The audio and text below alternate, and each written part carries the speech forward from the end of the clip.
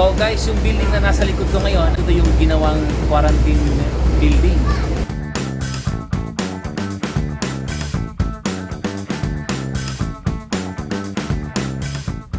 Muli, isa na namang magandang araw at ngayon ay inaanyayahan ko kayo na samahan kami sa pagtuklas ng isa sa pinakamagandang lugar sa Hong Kong.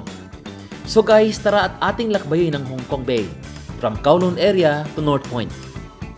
Alright guys, so this place, very popular ito sa mga local dito kasi it's a harbor at the same time, maraming fish. So nangingisda yung mga locals and foreigners na mahilig din sa fishing. And we are now heading to a ferry kasi pupunta tayo doon sa North Point. Hong Kong Island, North Point. North Point, Hong Kong Island. Yun ang pupuntahan natin ngayon. And actually there are lots of transportation mode here in Hong Kong. Kaya lang itatry natin itong ferry. It's our first time to experience na going from one place to another place na nakabangka. Okay? Actually it's like a barge. It's a bigger boat. It's more comfortable kasi iwas traffic kung sasakay tayo ng bus at saka iwas crowd din kung sasakay tayo ng train. So we really want to experience this, and of course the kids would like to see the views along the water lines, ano yung mga establishments na meron dito. Okay, so heading tayo ngayon, bibili tayo ng ticket. I think it only cost very cheap price. Not sure how much is it that.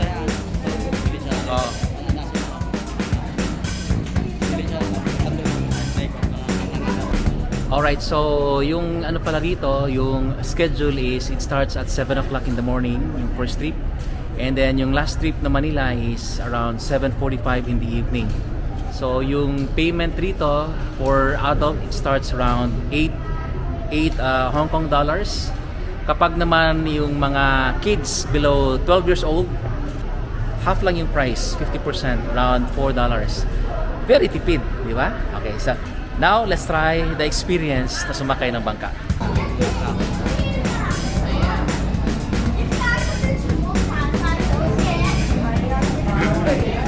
Alright, so guys, papasok tayo ngayon sa barge natin.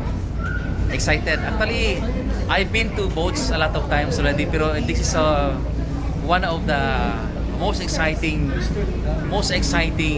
experience here in Hong Kong. Kasi hindi natin soil ito eh. Right? Hindi natin dagat ito. Kaya talaga nakaka-excite. So nakapila na ngayon ng mga tao. So ang sistema dito ay wala munang bayad pagsakay sa boat.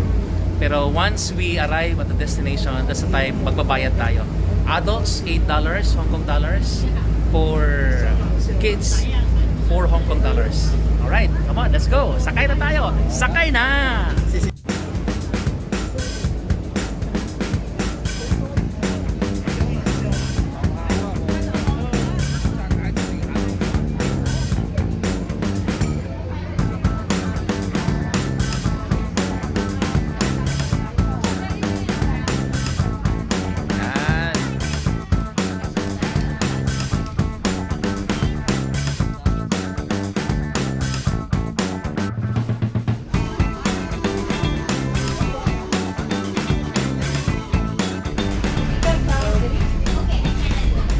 So umaandar na yung boat natin and we're expecting travel for around 10 minutes lang.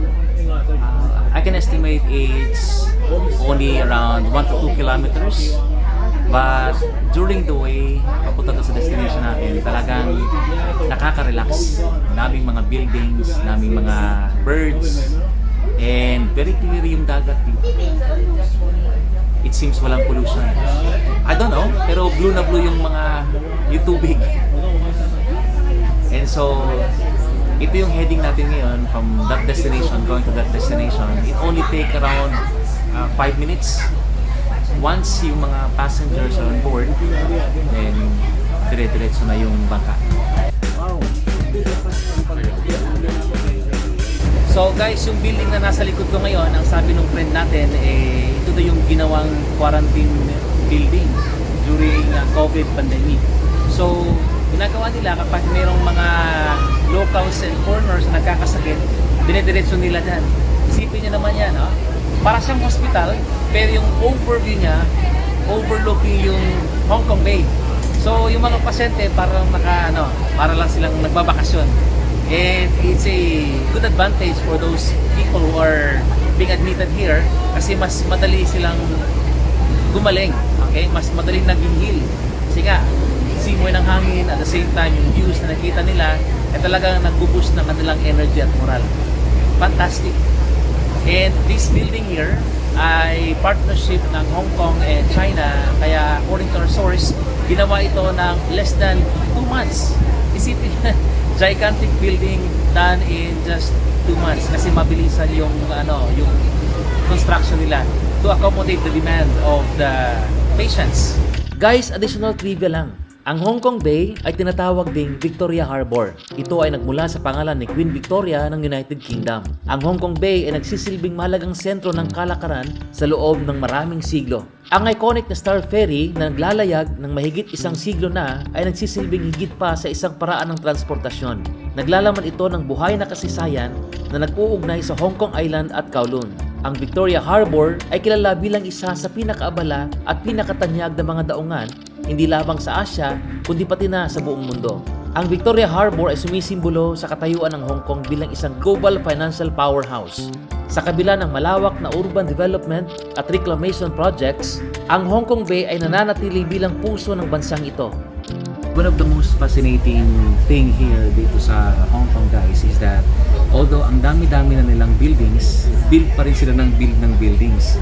Kasi nga marami yung taong gusto mag-work dito sa country na to, and that is why they really make it sure na lahat ng mga expats na dito ngayon sa Hong Kong ay meron silang matutuluyang bahay. Ayan guys, so narating na natin itong ating first destination, ang North Point. Now our next step is to find a tram. What is a tram? This is not a Donald Trump, okay? Ito ang tram na sasakyan ng mga Hong Kongers. Yung tram na ito ay hindi tao, hindi hayop, kundi ito isang sasakyan.